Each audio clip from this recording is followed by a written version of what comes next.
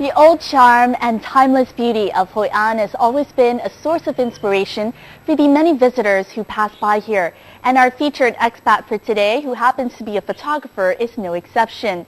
Now, beyond just being mesmerized by the location, he is also more mesmerized by the stories of the local people, the Vietnamese people who he meets, whose spirit and charm he tries to capture in his many portraits. We'll get to meet him in this edition of Expat Living. Photographer Réhahn hails from Normandy, France. The publication Paris Match once described him as the photographer who captures the soul of his models, with signature close-ups and headshots promising stories well beyond the initial gaze of the people he documents. Known for his portraits of people in Vietnam, Cuba, and India, Réhahn's works have been featured on National Geographic, BBC, and Travel-Live, among others. His photographic journey has taken him to 35 nations before he settled in Hoi An, Vietnam in 2011. His love for the nation and people here have only grown stronger ever since. I spend a lot of time with people, and sometimes I discover myself actually. It's maybe not one memory, but maybe the 6 years traveling in the country, I learn about myself, that I like people more than photography actually.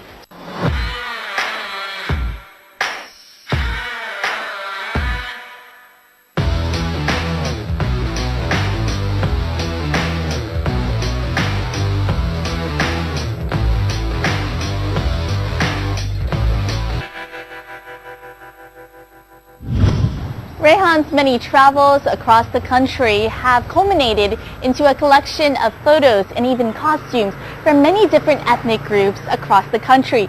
And he has brought all of this back to his home base here in Hoi An in order to open up a very special museum and art gallery that started from January of 2017. We'll go now to see where this museum is.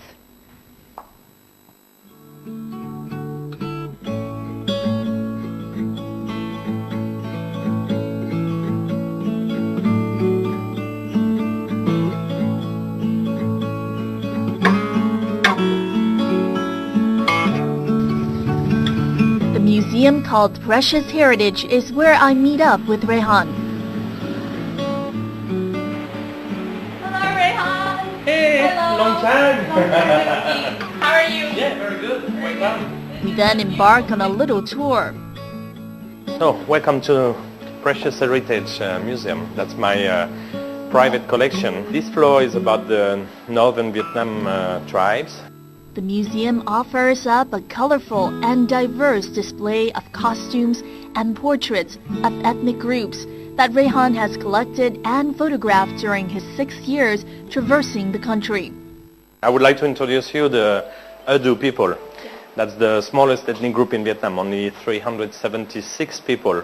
Only one village in Nhiếp province, in Tung Dung district, very close to Laos, you can see here, just on the map. Yes. It took me 2 or 3 days to find them because there's no 3G in this area.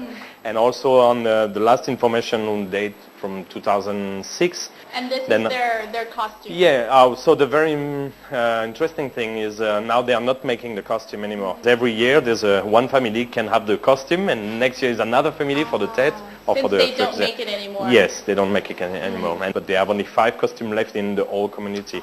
And this is one of the 5 actually. And you were able to get one of them? Yeah, the chief of the village, after a few days and talking, and I explained my project about this free museum. And then they say me that they didn't want to have all the ethnic people, but not the Adu. And then, yeah, it's probably one of the very meaningful gifts that I had during my 6 years in Vietnam.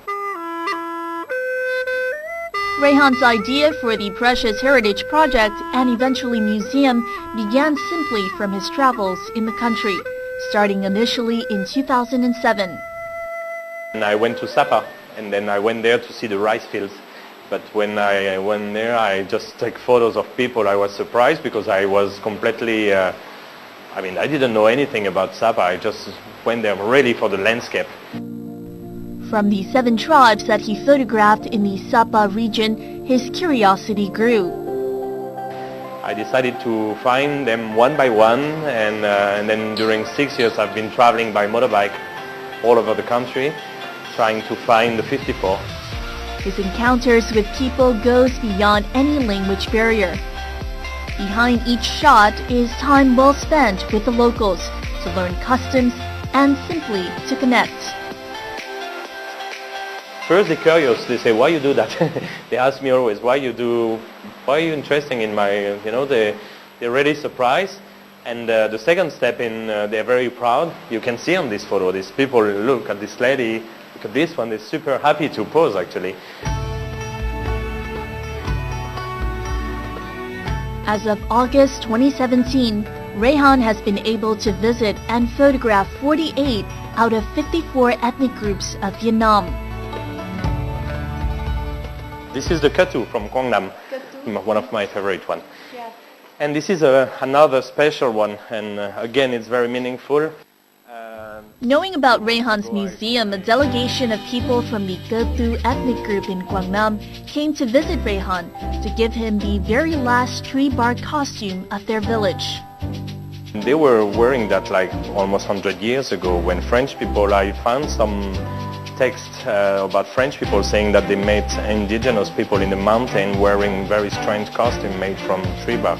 They didn't have cotton or things or hemp at that time, so they used the trees, and so that's really special.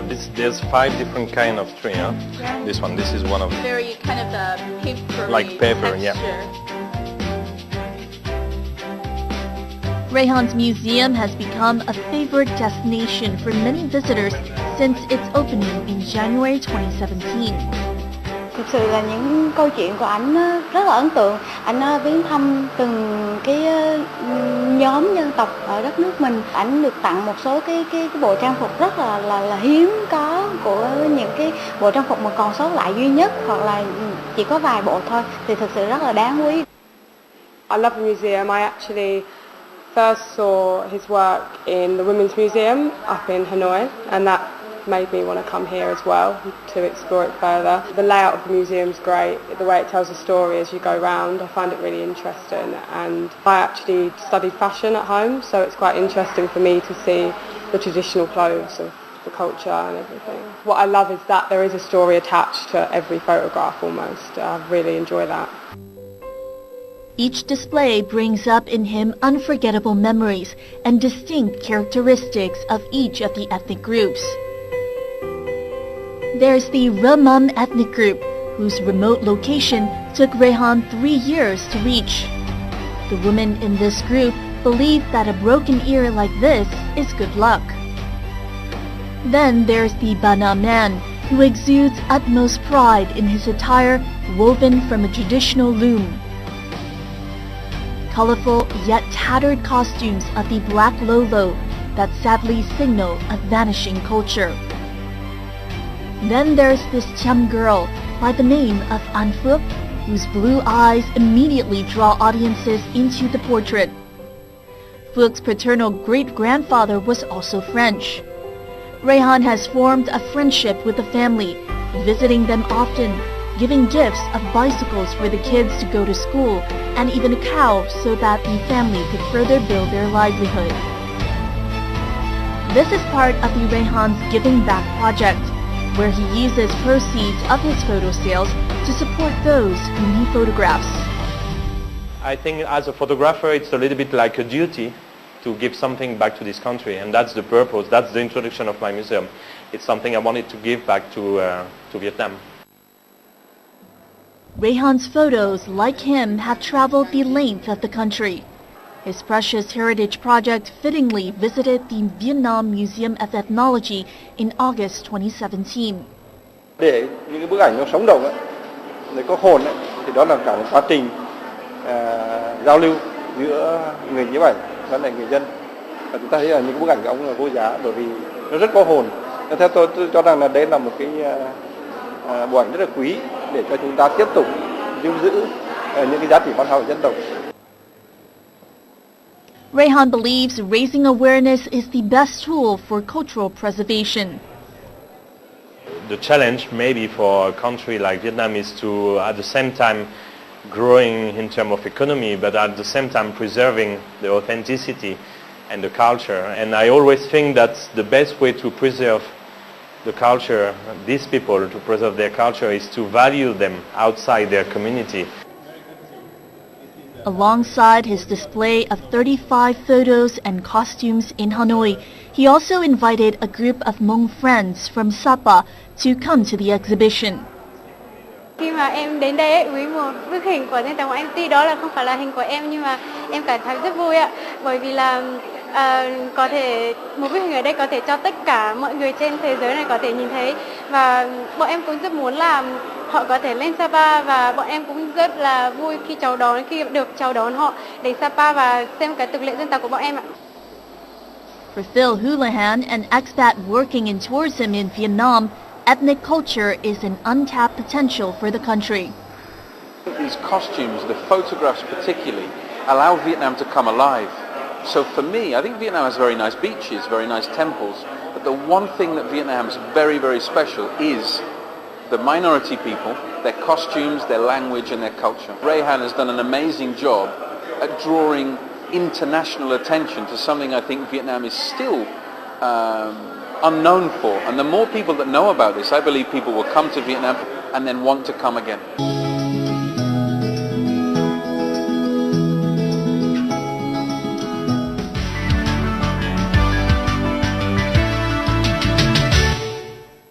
Living in Hoi An, one of Réhahn's favorite pastime is to venture out into the rural areas here in Quang Nam province on his motorbike in search of the next wonderful story and beautiful face to capture.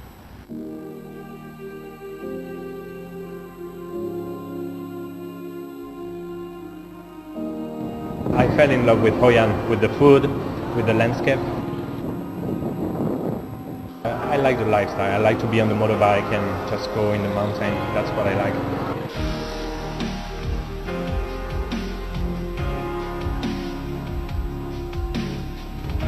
Réhahn's adventure today has taken him to a local sedge field, where locals are collecting sedge to weave mats.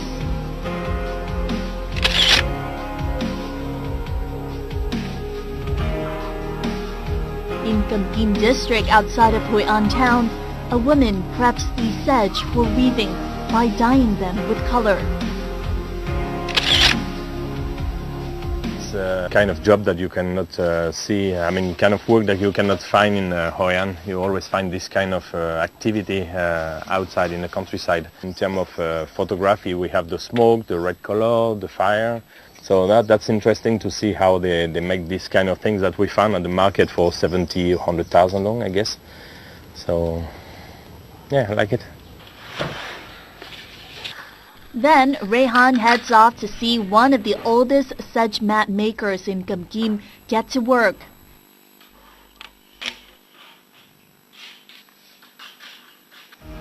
With time, the colorful patterns in the mat come alive.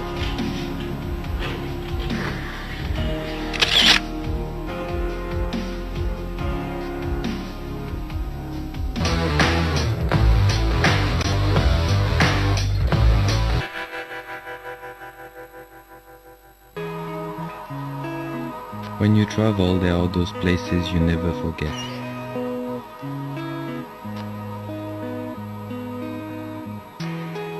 Eventually, you end up calling one of these places your new home. You learn to appreciate the new environment, the new culture. But what touches your heart the most is the people you meet. Another prominent project that Réhahn is pursuing is the Ageless Beauty project, where he captures portraits of Vietnamese elderlies. Their smile brightens your days.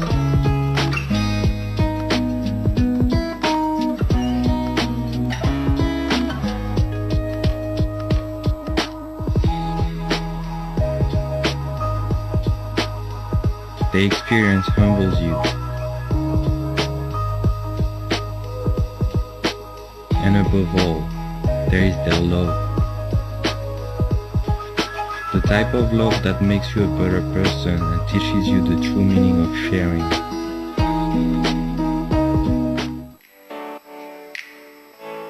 His very first publication, Vietnam Mosaic of Contrast in 2014, was too first inspired by the then 74-year-old Mrs. Bùi Thị Song, a boat rower in Hội An. He has since grown a love for capturing wrinkles. I like to think that the process of aging should not be reversed by all this cosmetic product, and I think that wrinkles is a nice gift. It's your story written on your face. He has formed friendships with many elderly citizens in Quang Nam. Mrs. Tiên here is the grandmother of Réhahn's friend. They're all more than 80 years old, and I think it's beautiful to see a very old lady with the eyes of a child. Despite of their hard life or their poor condition, they still have something very childish in their eyes, and that's something unique, really. I've been in 35 countries and I've never seen that.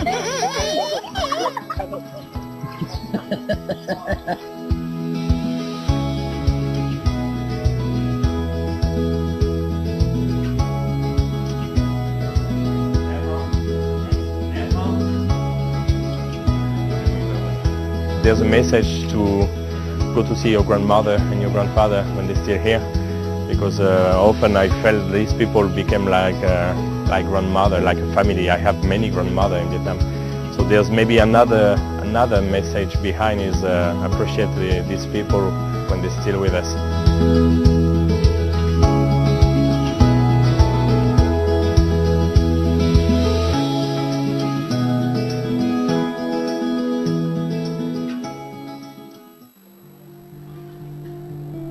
As part of his Precious Heritage project, Réhahn came up with the idea of bringing ethnic groups to Hội An to introduce their culture to locals and tourists. The Cơ Tu people of Quang Nam came for 3 nights beginning in August 2017, holding a festival in the Old Town. Tôi thấy rất tốt, tại vì ông chụp ảnh này, ông đem những thông tin văn hóa của người Cơ Tu rất nhiều mà rất đúng phong tục. Ông đem xuống tới Hội An chúng ta và được các bạn bè quốc tế là chấp nhận và tham quan xem và đem những cái hình ảnh văn hóa người Cơ Tu chúng tôi rất mừng và rất chỉ cảm ơn anh Hoàn. The ethnic group engaged visitors in learning more about traditional weaving techniques. I like the fact that I am helping to encourage these handicrafts to continue and thus preserving Indigenous culture. So I will value this, I will take it home and use it and remember this culture. The crowd joined in as the Cơ Tu people performed their sky dance called Tung Tung Giá Giá in the old quarters. Anh rất là tự hào vì là một người nước ngoài mà anh Réhahn anh rất là tâm huyết về văn hóa Cơ Tu và đặc biệt các dân tộc thiểu số ở Việt Nam. Anh được tìm hiểu nhiều về văn hóa tập tục và anh còn lưu giữ rất là nhiều hình ảnh về người Cơ Tu tại bảo tàng của anh, và tiếp theo thì anh cũng sẽ tiếp tục gìn giữ tất cả các sản vật của người Cơ Tu để giới thiệu cho du khách nước ngoài. My biggest dream is to bring the 54 here. To do like a kind of a carnival like Venice or Rio once a year, 54 ethnic tribes here with the Menom and their elephants. Why not? Elephants in the town, imagine all the old town with all the gong from the Bana, from the Ede and all these tribes with all costume. It will help them to prepare their costume all year just waiting for this festival. And I think it's possible. Walking along the streets of the historic port town of Hội An, where for centuries cultures have converged, Réhahn shares with me his long-term aspiration of building interests in ethnic people's culture in the country. This project is at the same time to value them and to show them that someone is interested in them, and at the second time is also to all the stories are written in Vietnamese because my first audience is I'm trying to target is Vietnamese people. Then maybe the new generation has to be more curious, and I think it will help them to build their future. You know, culture will always protect the country, you know.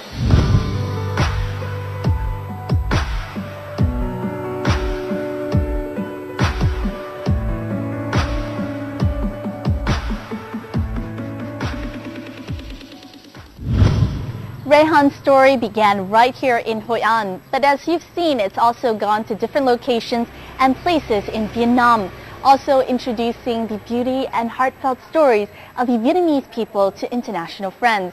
And Réhahn was our featured expat for this week, and in the following, we'll take a look at Timeout.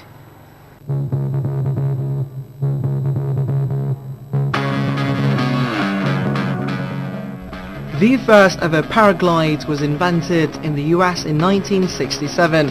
However, it wasn't till the late 70s and early 80s that it became a favourite sport. Since then, paragliding has embarked on a global expansion.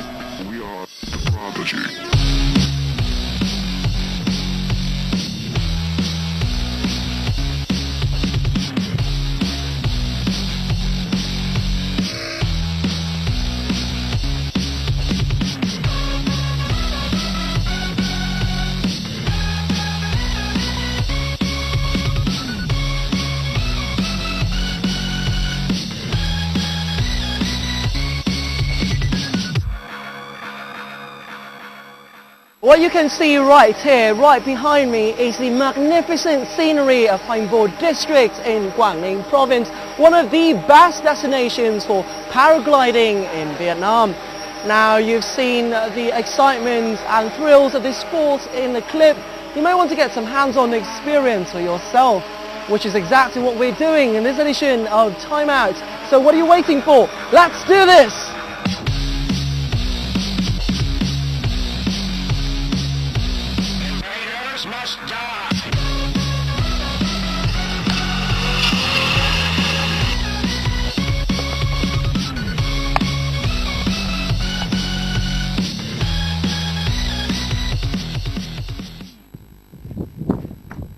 Established in 2015, northeastern Vietnam or Đông Bắc paragliding has been the home for around 500 paragliding enthusiasts. Among these, its youngest member is only 15 years old.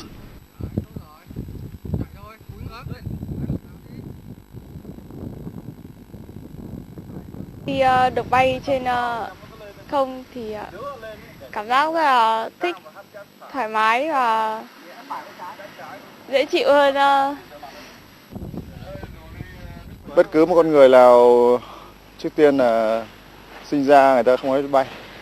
Và khi được bay những chuyến bay đầu tiên sẽ dẫn đến những cái đam mê tăng dần lên, tăng dần đều. Và càng bay càng sẽ đam mê nhiều lên.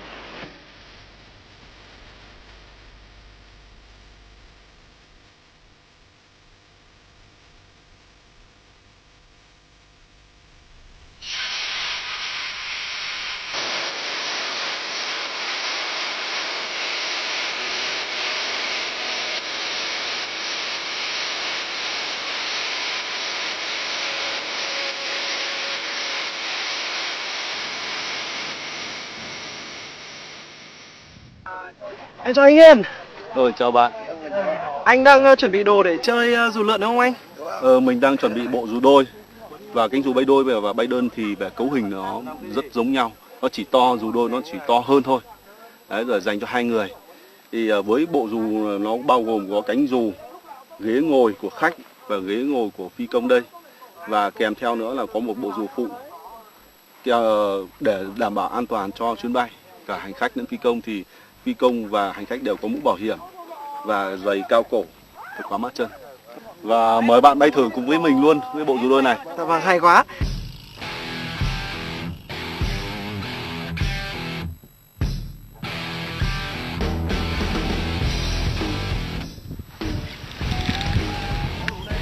Very exciting, huh?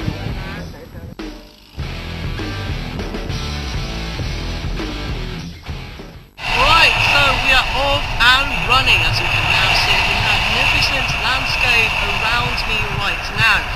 So basically right here you can see that over there, which is the wonders of the world, recognised by UNESCO. You can see Halong Bay right now. At the moment I'm feeling both rather excited and scared at the same time, but mostly excited, I'd say. Hoành Vô is ideal for paragliding due to its favourable wind conditions. throughout 11 months of the year.